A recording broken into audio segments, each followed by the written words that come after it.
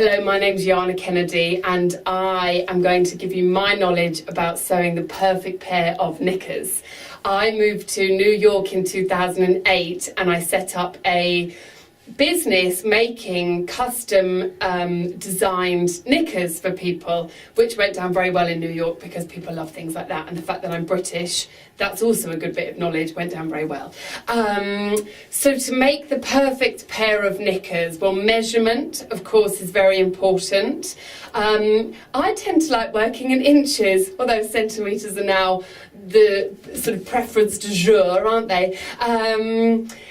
Sizing is important. Hip size is great to know because really there's nothing worse than somebody having knickers that are too tight and they dig in, creating an sort of sightly muffin top, one might say. And so really you want a nice smooth line. So hip measurement is very important.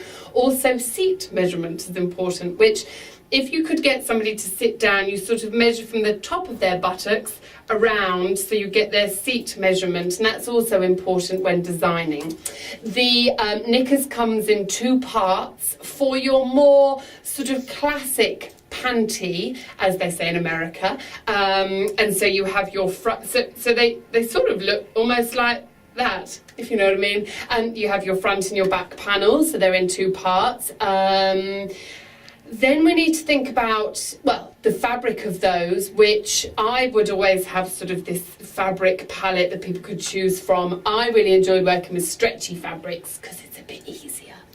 But you can also work with non-stretch fabrics, of course, very easy. We all have a pair of silky pants tucked away in our underwear drawer somewhere, don't we? Everybody? Boys, right?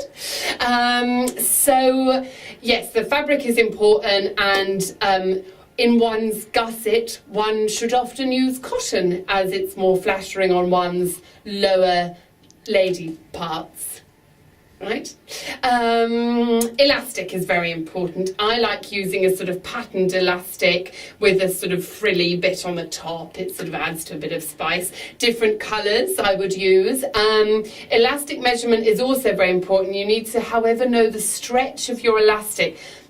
I don't know everything entirely, as I've never really been trained, I made it up. So I was just good at guessing things. So guessing lengths was sort of something I became very good at. But you need to make sure that that is slightly smaller than the length of the original fabric. So the fabric for the back part of the knickers could look like this, which looks huge, doesn't it?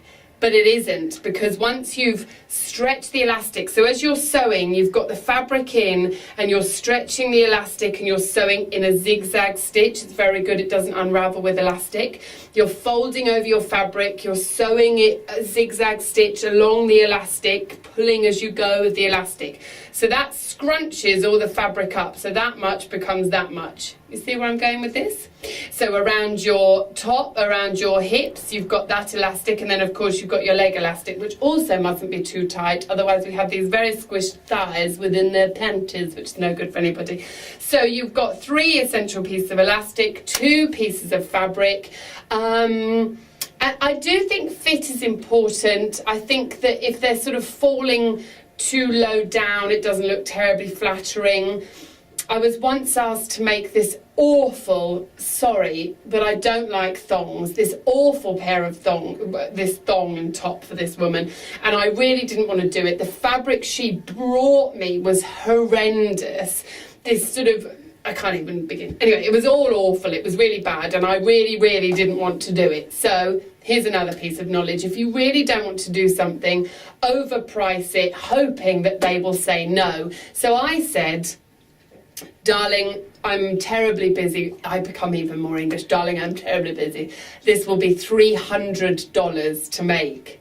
And she, without blinking, went, yeah, that's totally cool. Can I have it on Thursday? Oh, gosh. Yes, of course. So I hated doing it, but I did earn some very good money from doing it. So I think really, if you're thinking about going into the knicker business, you should consider how you will deal with people, because people don't realise they become fussy until they become fussy, and then they can be a total pain in your knickers to deal with. So I think you should think about people. I think you should think about sort of the investment of buying fabric for people to choose from, having a good fabric supplier, your elastics, and possibly wearing the things you make yourself, because then you understand how they fit, which is the lesson I learned rather late on in my career. Anyway, I hope this has been terribly helpful. Thank you ever so much.